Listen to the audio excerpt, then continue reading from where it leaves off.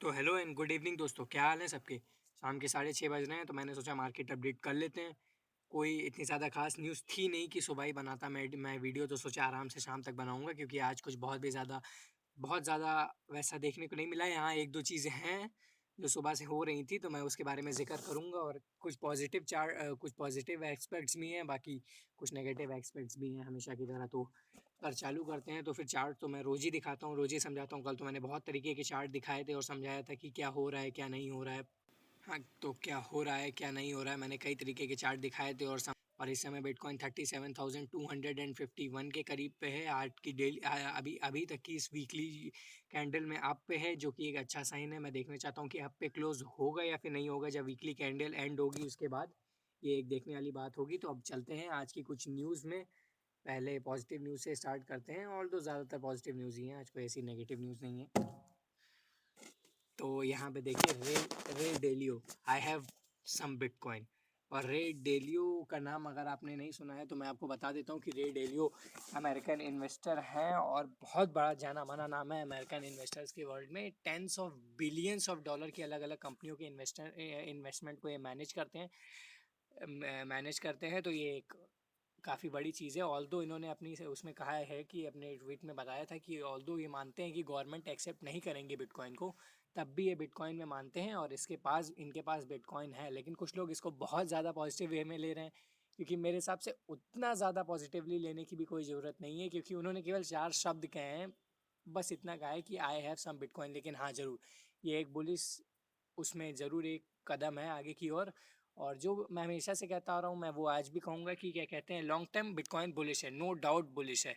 तो अगर आप लॉन्ग टर्म के लिए होल्ड कर रहे हैं तो फिर कोई भी प्रॉब्लम की बात नहीं है। आप आराम से चाहें तो 2-3 महीना फ़ोन को अपना स्विच ऑफ करके या लॉग आउट करके आप स्किप कर सकते हैं पूरा स्टेज। अगर बियर मार्केट का आ भी रहा है तब भी आपको कोई दिक्कत की ज़रूरत नहीं है। और बियर मार्केट तो अच्छी होती है, आप और एक्यूमुलेट कर सकते हैं। अगर हम लॉन्ग टर्म की बात करते हैं, इन्फ्लेशन के बारे में भी कल वाले वीडियो में मैंने समझाया था, फिर से बताऊंगा कभी आगे एकदम डिटेल में कि इन्फ्लेशन क्या होती है और how does bitcoin will have a solid future in the world of inflation. इसके बारे में मैं आगे चल के फिर से भी बात करूंगा, एक वीडियो में डिटेल में बना दूंगा इसके ऊपर, क्योंकि काफ़ी इंपॉर्टेंट चीज़ें हैं। कोई ऐसी चीज़ नहीं इन्फ्लेशन जिसको हम बस मिस कर देंगे या कोई छोटी चीज़ों की चलिए ठीक है होता होगा, तो ऐसा नहीं है। अब इसके बाद अगर अगली न्यूज़ पे चलते हैं, ये भी पॉजिटिव न्यूज़ है। हाँ, तो न्यूज़ ये है, number of bitcoin holder shoots to a record high, data shows. तो ये भी एक बुलिश सिग्नल है, क्योंकि अगर मार्केट क्रैश कर रहा होता, बियर मार्केट आ रही होती, तो सीधी सी बात है होल्डर कम होते, होल्डर बढ़ नहीं जाती हैं। क्योंकि जब मार्केट क्रैश होता है तो प्राइस इस वजह से स्टेबल होता है कि जो अच्छे इंस्टीट्यूशन है, जो बड़े इंस्टीट्यूशन है, वो एक्यूमुलेट करना चालू कर देते हैं, लेकिन उससे होल्डर नहीं बढ़ते हैं। लेकिन अगर होल्डर बढ़ रहे हैं, इसका मतलब लोग भी इंटरेस्ट ले रहे हैं और लोग भी डिप को खरीद रहे हैं, ये एक अच्छी बात है। और क्या कहते हैं, the count accumulation addresses climbed to a record for seventh consecutive day on Monday, taking a total of 545,000 according to the Glassnode data। तो आप इस पूरे उसको आर्टिकल को पढ़ सकते हैं, कॉइन डेस्क पे ये उपलब्ध है। इसके बाद एक और जो चीज़ है, कॉन्सेंस जो होने वाला है, कॉन्सेंसियस, और ये 2017 में भी हुआ था और उसके बाद मार्केट एकदम से स्पाइक कर गया था। ऑल्दो मैं ये नहीं कहूँगा कि इसकी वजह से स्पाइक किया था। हाँ, ज़रूर ये एक रोल, इसने थोड़ा बहुत रोल तो ज़रूर प्ले किया था, लेकिन इसकी वजह से तो मैं नहीं कहूँगा कि स्पाइक। हाँ, तो मैं ये तो नहीं कहूँगा कि इसकी वजह से स्पाइक किया था, लेकिन हाँ ज़रूर इसने थोड़ा मोड़ा रोल तो ज़रूर प्ले किया था। 249 यूएसडीटी का इसका टिकट है, अगर कोई देखना चाहे, लेकिन मेरे को लगता नहीं इतना कोई फ़ायदा होगा उससे। स्पीकर जो इसमें कैथी वुड, इन्होंने भी पहले अपना एक बयान में कहा था कि bitcoin will touch $500K in future. और रे डेलियो इनका तो मैंने अभी आपको दिखाया। माइकल स्लेयर, ये भी बहुत ज़्यादा जाना माना नाम है, ये भी प्रो बिटकॉइन ही माने जाते हैं। और क्या कहते हैं, ये तीनों लोग, ये तीन बहुत बड़े नाम, इसके अलावा भी और भी बहुत ज़्यादा फेमस लोग हैं, ऑल्दो इनमें से ज़्यादातर लोगों को मैं नहीं जान रहा हूँ पहले तीन को छोड़ के। लेकिन हाँ, और लोगों के मैंने नाम ज़रूर सुने हुए हैं। तो मेरे हिसाब से जो भी ये बोलेंगे उससे भी काफ़ी इम्पैक्ट आना चाहिए, थोड़ा तो इम्पैक्ट आना ही चाहिए, क्योंकि लोगों की मैंटेलिटी होती है वो सेट होती है अलग अलग चीज़ों पे। तो देखते हैं इससे क्या होता है। ऑल्दो मैं कोई बहुत बड़े प्राइस स्पाइक की उम्मीद नहीं कर रहा हूँ इसकी वजह से, लेकिन देखते हैं। क्योंकि अगर पॉजिटिव न्यूज़ होती है तो जो लॉन्ग टर्म होल्डर्स हैं उनको अच्छा लगता है, और मैं भी उनमें से एक हूँ। मैं फंड में ज़्यादा यकीन नहीं रखता हूँ।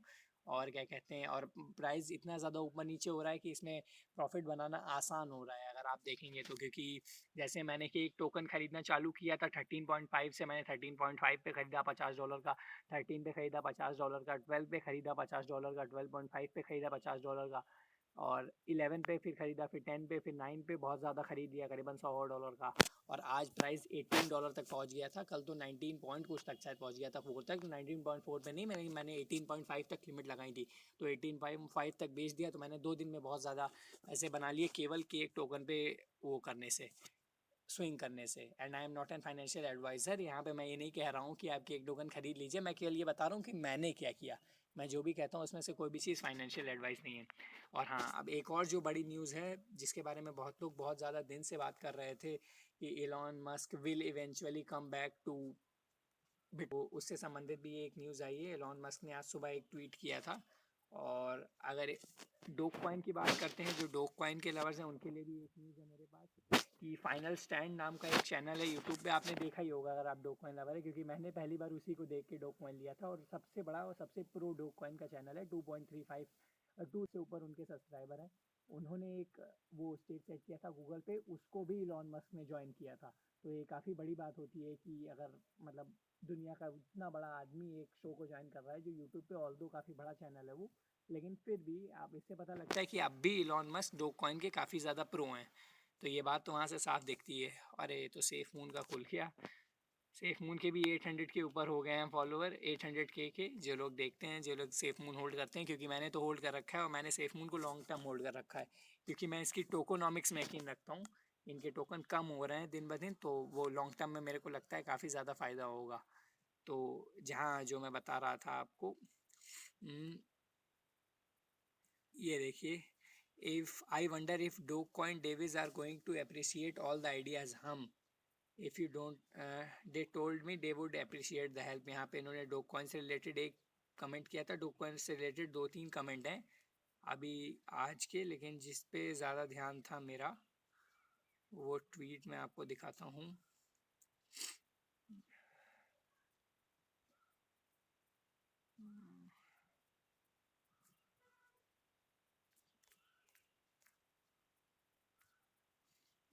एक सेकेंड, ये देखिए, ये ट्वीट जो है 17 घंटे पहले का, इस पे सबसे ज़्यादा ध्यान था मेरा।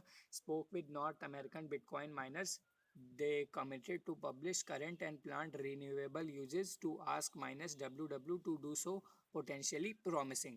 तो यहाँ से साफ दिखता है कि बिटकॉइन से कोई भी हेटेड नहीं है एलॉन मस्क का, केवल इस बात से उन्हें दिक्कत है कि इस पे जो फॉसिल फ्यूल खर्च हो रहे हैं उससे एनवायरनमेंट को नुकसान पहुंच रहा है। तो यहाँ पे उन्होंने कुछ नॉर्थ अमेरिकन बिटकॉइन माइनर से बात की थी, ऑल्दो अब इसमें क्या है क्या नहीं है वो तो काफ़ी ज़्यादा टेक्निकल चीज़ें होंगी, वो आगे चल के पता लगेगी। लेकिन यहाँ से ये साफ दिख रहा है कि अगर बिटकॉइन वापस से वाइट हो जाता है या फिर ग्रीन हो जाता है जिसको बोलते हैं, तो वहाँ पे इलॉन मस्क वापस आएंगे इसमें, और वो कभी ना कभी तो होना ही है। 21 मिलियन बिटकॉइन ही है देखिए, एक बार अगर वो सारे माइन हो गए तो तब वापस आएंगे। लेकिन अगर अभी लोगों ने ग्रीन वेज अडॉप्ट कर लिए बिटकॉइन माइनिंग के लिए, तो वो अभी वापस आ जाएंगे। तो फिर मेरे को लगता है ये भी एक पॉजिटिव सिंबल है, क्योंकि इलॉन मस्क ने ही शुरुआत भी चालू की थी, तो उससे भी काफ़ी फ़र्क पड़ेगा। और अब आखिरी में देख लेते हैं बिटकॉइन डोमिनेंस का क्या है। बिटकॉइन डोमिनेंस इसलिए मैं रोज़ दिखाता हूँ क्योंकि अगर आप ऑल्ट कॉइन के होल्डर हैं या आप ऑल्ट कॉइन्स को होल्ड करते हैं, जैसे कि एडी हो गया, कार्डानो हो गया, सोलाना हो गया, कोई भी ऑल्ट कॉइन, मैटिक हो गया, और क्या कहते हैं, कोई भी ऑल्ट कॉइन मतलब लाइट कॉइन हो गया, रिपल हो गया, तो फिर आपके लिए ये चार्ट बहुत ज़्यादा ज़रूरी है देखना और इस पे नज़र रखना।